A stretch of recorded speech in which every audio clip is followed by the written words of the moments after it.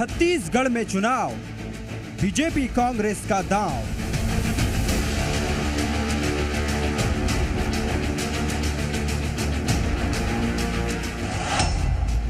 कांग्रेस की बनी कमेटी, जिलों में नया प्रभार।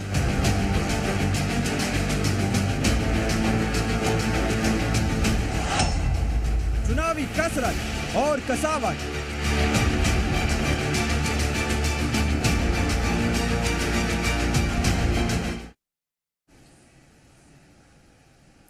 नमस्कार, आप देख रहे हैं जी मध्य प्रदेश छत्तीसगढ़ और मैं हूं आपके साथ तृप्ति सोनी। आपकी आवाज में आज बात होगी चुनावी तैयारी, कसरत और कसावट पर। कसावट इस लिहाज से क्योंकि चुनाव नजदीक है, अब सभी नेता कार्यकर्ताओं को साधना है, तो दोनों ही पार्टियां अपना अपना समय ले रही है और चुनावी तैयारी तेज हो चली है। कल बीजेपी ने 21 प्रत्याशियों की लिस्ट जारी की। आज कांग्रेस ने 4 कमेटियां बना दी और 11 जिलाध्यक्षों की नियुक्ति की लिस्ट जारी कर दी है, जिसमें से 6 नए जिले में नियुक्त किए गए हैं और 5 पुराने जिलों के जिलाध्यक्ष बदले गए हैं। सवाल बहुतेरे हैं क्योंकि सियासत अब तेज हो चली है। कौन आगे कौन पीछे, इस पर भी चर्चा करेंगे, लेकिन कुछ और सवाल है कि बीजेपी ने टिकट बांटे हैं तो अब कांग्रेस में क्या तेजी आ गई है, कितनी कसावट होगी कांग्रेस ने जो लिस्ट जारी की है उसके बाद में। कांग्रेस की 4 कमेटी, 4 दिग्गज, ये समीकरण कैसा है, साथ ही कांग्रेस में कसावट है तो बीजेपी पर इसका असर क्या होगा। इन्हीं सवालों के साथ चर्चा की शुरुआत करेंगे, लेकिन उससे पहले सुनिए कि कैसे बार पलटवार सियासी तौर पर हो रहा है। देखिए, कांग्रेस कोई भी समिति बना ले, उससे अब कांग्रेस को फायदा नहीं होने वाला है। भारतीय जनता पार्टी ने जो अगुवाई ली है, अब उस आगे आगे भारतीय जनता पार्टी रहेगी और पीछे पीछे कांग्रेस पार्टी रहेगी। अब किसी भी अफेयर को जनता स्वीकार करने वाली नहीं है। इन नए जिलों में हमने नियुक्तियां नहीं की थी, तो अब चुनाव नज़दीक है तो स्वाभाविक है कि संगठन को मजबूती प्रदान करने के लिए इन जिलों में जिलाध्यक्षों की नियुक्ति की गई। इसके अलावा विभिन्न प्रकार की कमेटियां भी बनाई गई हैं। हमारी चुनाव घोषणा पत्र समिति, हमारी रणनीति समिति और हमारी अनुशासन समिति, तमाम समितियों की भी घोषणा की गई है। और ये सामान्य सांगठनिक प्रक्रिया, निश्चित तौर पर चुनाव नज़दीक है तो इस प्रकार की कमेटियाँ बनती हैं। अब भारतीय जनता पार्टी क्या बात करेगी? जिस भारतीय जनता पार्टी ने पिछले 5 साल में 4 अध्यक्ष बदले, 6 प्रभारी बदले, 1 नेता प्रतिपक्ष बदला, वो भारतीय जनता पार्टी हमारे जिलाध्यक्षों की नियुक्ति पर सवाल खड़ा कर रही है।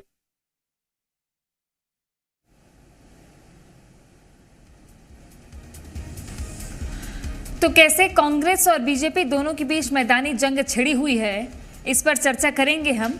लेकिन सवाल यही है आज का कि आखिर कांग्रेस ने जब कसावट की है तो बीजेपी पर इसका असर क्या होगा। टिकट बांटने में बीजेपी आगे निकल चुकी है, कांग्रेस में अब तेजी कितनी रफ्तार से बढ़ेगी ये भी देखना होगा। 2 खास मेहमान हमारे साथ में जुड़ेंगे, चर्चा को आगे बढ़ाएंगे। लेकिन इस विषय पर और थोड़ी सी जानकारी जुटाएं तो ये कहा जाए कि कांग्रेस ने एक तरफ तो कहा कि 5 साल जिस तरीके से काम किया है सरकार ने, उसका परिणाम चुनाव में मिलेगा। उधर बीजेपी कह रही है कि कितनी भी कमेटियां बना ले कोई फायदा होने वाला नहीं है। 2 खास मेहमान हमारे साथ में स्टूडियो से जुड़ गए हैं। सुरेंद्र वर्मा कांग्रेस से हमारे साथ में जुड़ गए हैं, साथ ही मुकेश शर्मा जी बीजेपी से हमारे साथ में हैं। दोनों का स्वागत है, आप दोनों का। पहला सवाल मेरा सुरेंद्र जी आपसे है। कमेटियां गठित कर दी आपने, 4 दिग्गज नेताओं को कमान सौंपी है, जिलों में भी थोड़ी सी कसावट और हमने देखा है कि सर्जरी एक तरीके की। हालांकि 6 नए जिले जिस पर आपने नियुक्त किए हैं जिलाध्यक्ष और 5 ऐसे जिसमें बदले गए हैं। इधर बृजमोहन अग्रवाल कह रहे हैं कि कोई फायदा नहीं होने वाला इस पूरी लिस्ट का या इस तरीके का बात करने का, क्योंकि हम आगे आगे चल रहे हैं और आप उनके पीछे ही चलेंगे। तृप्ति जी, मूल अंतर है भाजपा और कांग्रेस में। भाजपा में पिछले 4 साल में 4 प्रदेश अध्यक्ष बदले, 2 अध्यक्ष तो ऐसे हुए जिन्होंने अपनी कार्यकारिणी का गठन तक नहीं कर पाए थे, विक्रम उसेंडी और विष्णुदेव साय जी।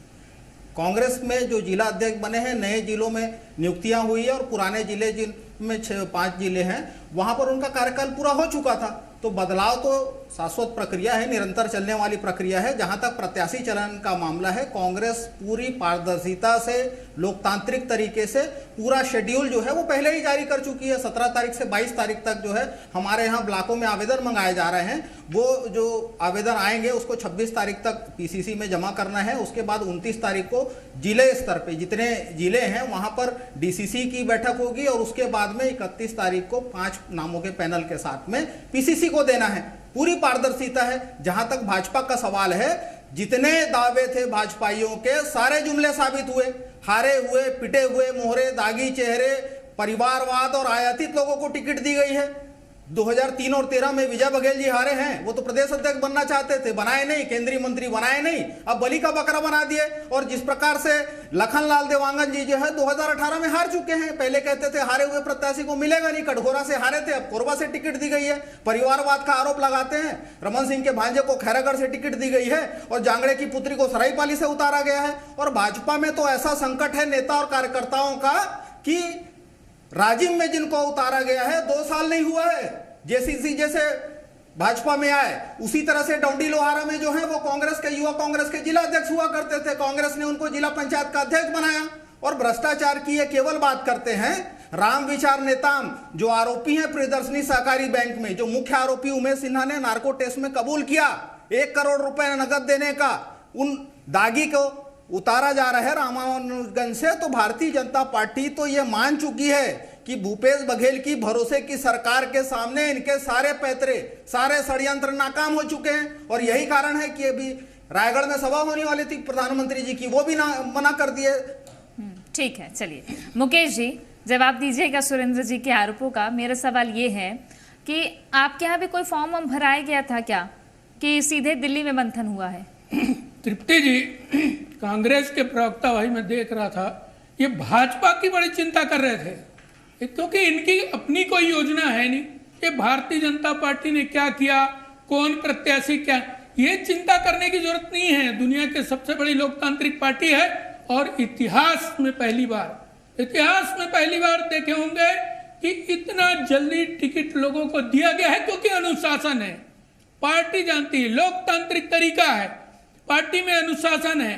और दूसरी तरफ कांग्रेस पार्टी भाजपा की बात करती है, भ्रष्टाचार की बात करती है। तो भ्रष्टाचार शिरोमणि कांग्रेस पार्टी है तो पूरा देश जानती है, दुनिया जानती है, इनको बोलने का तो अधिकार ही नहीं है। रही बात भाजपा के प्रत्याशियों के बारे में चिंता करने, अरे भाई हम तो कहते हैं कि अभी आप चिंता करने का है आपको पाटन विधानसभा का, जहां पे अभी खुलेंगे भ्रष्टाचार घोटाले का आवाज बनने जा रहे हैं विजय बघेल जी। एक बार हरा चुके हैं, अभी भी हराने वाले हैं। और चिंता करने की बात नहीं है। 2023 में भारतीय जनता पार्टी की सरकार बनना तय है। इसलिए ये हड़बड़ाहट, ये घबराहट, ये भय कांग्रेस पार्टी में दिख रही है। ये तो भारतीय राजनीतिक पार्टी है, हर किसी का अपना प्रोग्राम होता है। इनको इतना चिंता क्यों हो गया? भारतीय जनता पार्टी में जल्दी टिकट घोषित हो गया तो इतनी चिंता करने की आवश्यकता है नहीं। चिंता आप अपनी करिए, कांग्रेस पार्टी की करिए। और जहां पे तकलीफ ज्यादा है कहीं ना कहीं आपके यहाँ घबराहट नहीं होगी। अब आपने इतने पहले टिकट दे दिए तो नहीं होगी।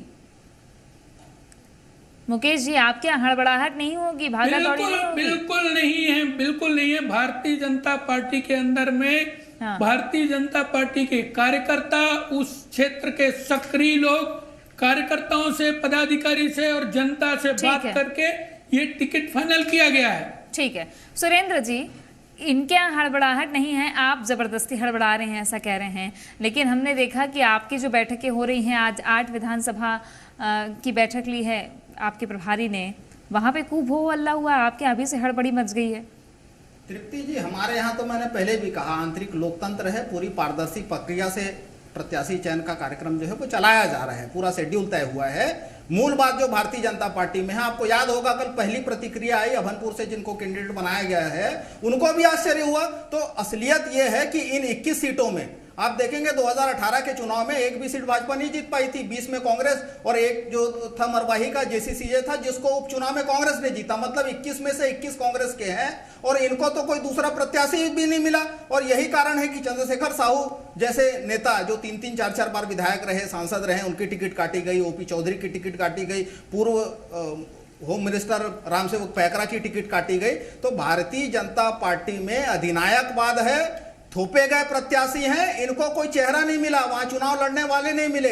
और यही कारण है कि भारतीय जनता पार्टी लगातार। तो आपके सीनियर लीडर्स को आपके सीनियर लीडर्स को कमेटी में तो जगह मिली है, कमेटी की कमान सौंपी संगठन के तौर पर, आप लोग सीनियर लीडर्स जो है उनकी टिकट की गारंटी है आप लोग के यहाँ? मतलब तृप्ति जी, हमारे यहाँ तो जो चुनाव समिति है विधानसभा के लिए जो बनी है, उसके अध्यक्ष भी हमारे प्रदेश अध्यक्ष दीपक बैज जी बनाए गए हैं। ये मूल अंतर है। भाजपा में जो चुनाव कमेटी है उसमें ओम माथुर जी, जिनका राजस्थान में पूछ परख नहीं है, वो यहाँ बने हैं। केंद्रीय स्वास्थ्य मंत्री मनसुख मंडाविया सहप्रभारी बने हैं। तो यहाँ के नेता और कार्यकर्ताओं के हक का गला घोटना भाजपा का चरित्र है, यह पहली बार नहीं है। और जिस प्रकार से हमारे यहाँ तो कल 2 महत्वपूर्ण बैठक है। एक पॉलिटिकल अफेयर कमेटी की बैठक लेने के लिए केसी वेणुगोपाल जी जो राष्ट्रीय महामंत्री हैं, प्रभारी महासचिव हैं, वो आ रहे हैं। उसके साथ साथ जो पर्यवेक्षक हैं लोकसभा वाई, उनकी भी बैठक है। तो तैयारी पूरी तरह से चल रही है और शेड्यूल पहले से ही तय है। तो ये हड़बड़ाहट में अगर पहला प्रत्याशी चयन करने की प्रक्रिया का ये पालन करते हैं तो ये तो बहुजन का अनुसरण कर रहे हैं। बहुजन समाजवादी पार्टी ने तो पहले ही टिकट डिक्लेयर किया, तो भाजपा उसी रास्ते पे जा रही है क्या? असलियत ये है कि इन 21 सीटों में इनके पास कोई दावेदार थे ही नहीं। अच्छा, चलिए बताइए मुकेश जी कि इतनी जल्दीबाजी करने की जरूरत आखिर क्यों पड़ गई? आपको लगता है कि 15 साल सत्ता में थे, अब विपक्ष में बैठे हैं, तो विपक्ष की कसरत कुछ इस तरीके की होनी चाहिए। और तीसरा मोर्चा, खास तौर पे आप तो मुख्य पार्टी है, लेकिन इधर आप भी आजमाइश कर रही है। बसपा तो पहले ही मजबूत है कुछ क्षेत्रों में, तो आप इसको मद्देनजर देख करके किया है क्या आप? देखिए तृप्ति जी, चुनाव है, राजनीतिक दल है, अनेक दल आएंगे, चुनाव लड़ेंगे। भारतीय जनता पार्टी को उन सब विषयों में बहुत चिंता करने की आवश्यकता नहीं है। कांग्रेस के प्रवक्ता भाई अभी बता रहे थे कि हमारे प्रभारी कौन और लोकल लोगों का कहीं ना कहीं सम्मान नहीं हुआ। तो इनसे पूछना चाहता हूं, जब राज्यसभा की बात आती है तब छत्तीसगढ़ियावाद, तब स्थानीय लोगों की बात ध्यान क्यों नहीं आती है? क्यों आप बनाते हैं राज्यसभा के लिए बाहर के लोगों को लाके और छत्तीसगढ़ियों का अपमान करते हैं? तो कहीं ना कहीं इनको, और इनके कोई नेता ऊपर में है नहीं जो जिम्मेदारी ले, और कहीं ये बात करते हैं भारतीय जनता पार्टी की। तो भारतीय जनता पार्टी का सिस्टम है, भारतीय जनता पार्टी का ये कोई पहली बार नहीं है। इसके पहले भी चुनाव हुए हैं तो दिल्ली से या राष्ट्रीय नेता के रूप में कोई ना कोई प्रदेश के चुनाव की कमान संभालता है, दिशा निर्देश देता है, संगठन के कामों को देखता है, चुनाव के कामों को देखते हैं। तो इसमें कुछ नई बात है नहीं। तो इनके पास कहने के लिए तो कुछ नहीं है, सिर्फ टव्वल है, अंतर कला की स्थिति है। और दूसरी बात ये बता रहे थे कि लोकतांत्रिक तरीके से, तो ये 2 अंतर विरोध वाली बात है। ये 71 इनके जो विधायक हैं, ये तो कहते हैं कि हम इनको टिकट देने वाले हैं, इनके कार्यकाल अच्छे रहे हैं। जब इनके कार्यकाल अच्छे हैं, इनको टिकट दे रहे हैं, तो फिर ब्लॉक स्तर में आवेदन किसके लिए मंगा रहे हैं? क्या उनको बेवकूफ बना रहे हैं या इनको बेवकूफ बना रहे हैं?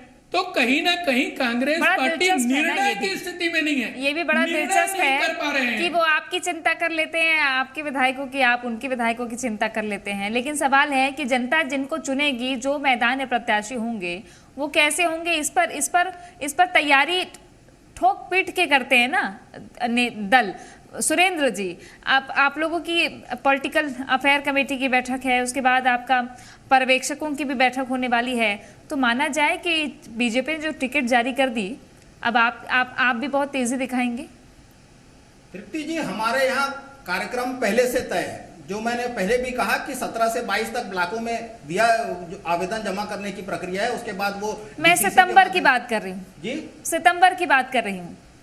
अगस्त तक तो आपका कार्यक्रम तय है। बिल्कुल सितंबर में जैसे ही नाम तय हो जाएंगे, 5 नामों का पैनल 31 अगस्त तक जमा करने की बात है। उसके बाद में प्रत्याशी तय हो जाएंगे। और भारतीय जनता पार्टी जिस प्रकार से ये हड़बड़ाहट में, यहाँ के नेताओं को, यहाँ के कार्यकर्ताओं को पता नहीं था। हमारे यहाँ तो कार्यकर्ता तय करते हैं। ब्लॉकों में मंगाने का कारण यही है कि वहां पर जो वर्तमान विधायक है वो भी आवेदन करेंगे, अन्य जो आकांक्षी है वो भी आवेदन करेंगे। और जहां तक बात बाहर के नेताओं के आने की है, तो पर्यवेक्षक के रूप में, प्रभारी के रूप में, स्टार प्रचारक के रूप में आने की परंपरा पहले भी रही है। हर पार्टी के नेता आते हैं, लेकिन भारतीय जनता पार्टी में तो पहली बार 90 विधानसभा को 90 बाहर के गुजरात और महाराष्ट्र के विधायकों को ठेके पर देने की जो परंपरा शुरू की गई है, इनके कार्यकर्ता हताश और निराश हैं। निश्चित रूप से जिस प्रकार से ये अभी बात कर रहे थे, विजय बघेल जी का लगभग 4 साल का कार्यकाल हो गया है लोकसभा में। एक भी विषय को छत्तीसगढ़ के हक और हित की बात किए हों लोकसभा में 2 मिनट भी छत्तीसगढ़ के हक पर बात किए हो तो बताएं।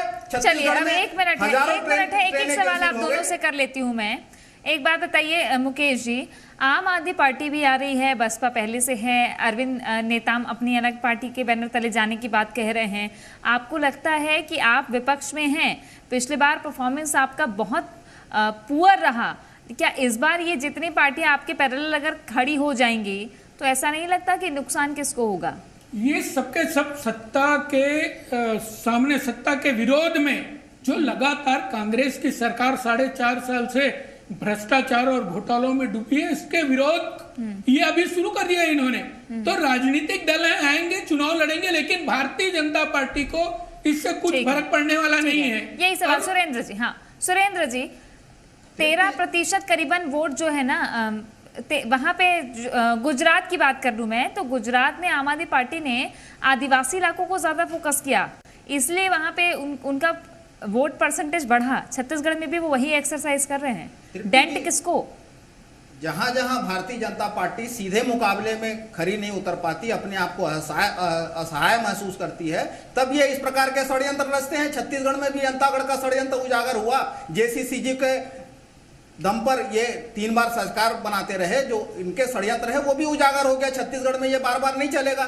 निश्चित रूप से आप 2018 की चर्चा करें तृप्ति जी, तो 43% वोट कांग्रेस को मिले थे और भाजपा को 33%, 10% का वोट मार्जिन था। और जब रमन सिंह 3 बार सरकार बनाए थे तो 1.5% से आधा %। गठबंधन वाला यहाँ पे नहीं चल पाएगा कि हाँ आपस में ये षड्यंत्र करते हैं, गठबंधन नहीं करते हैं। और जिस प्रकार से एक तरफ से डिलिस्टिंग का मुद्दा उठाते हैं, क्रिश्चियन समाज में तोड़ करते हैं, एक वर्ग के खिलाफ दूसरे वर्ग को खड़ा करना, अभी से बहानेबाजी ढूंढना शुरू कर दिए। देखिए भाजपा को कोई अवसर नहीं देगा। वक्त समाप्त हो गया है। आप दोनों को माफी के साथ रोकना चाह रही हूँ, वक्त समाप्त हो चुका है। शुक्रिया आप दोनों का हमारे साथ जुड़ने के लिए। आपकी आवाज में आज के लिए बस इतना ही। बाकी अपडेट्स के लिए बने रहिए जी मध्य प्रदेश छत्तीसगढ़ के साथ।